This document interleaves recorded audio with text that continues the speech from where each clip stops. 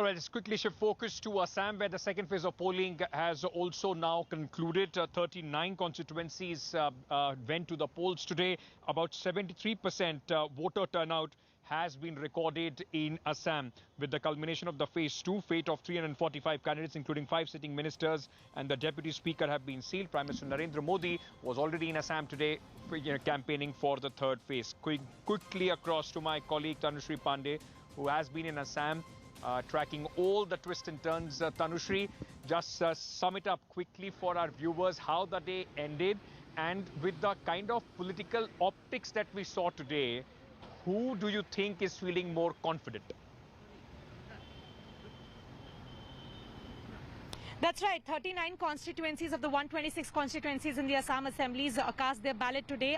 It was spread across 15 districts, and the figures we are gathering right now, Ankit, Assam has recorded a voter turnout of about 73.13%. That's the voter turnout, but of course official figures will be on a little side, on the higher side when the official figure will be out. Now, it was a triangular contest between the Bharatiya Janata Party Alliance, the Congress Alliance, and the newly formed parties of Assam Jatiya Parishad and the Raijor Dal, and both the parties are confident. There were many heavyweight candidates who were contesting in the second phase.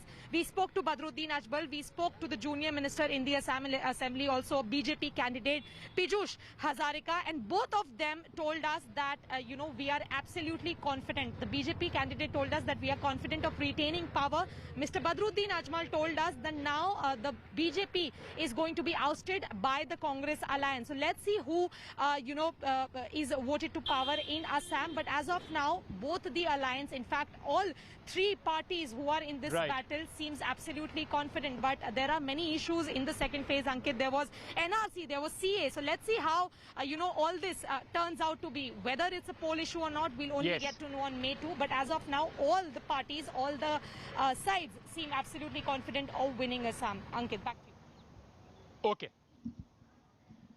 Confidence, of course, because there is one more phase to go as far as the elections are concerned in Assam. But Tanushree has been sending us continuous reports from the ground, and largely what it seems like from no contest to a very tight contest between the BJP alliance and the Congress alliance, at least this time round in the elections of Assam. Thank you so much, Tanushree, for joining us with that quick update.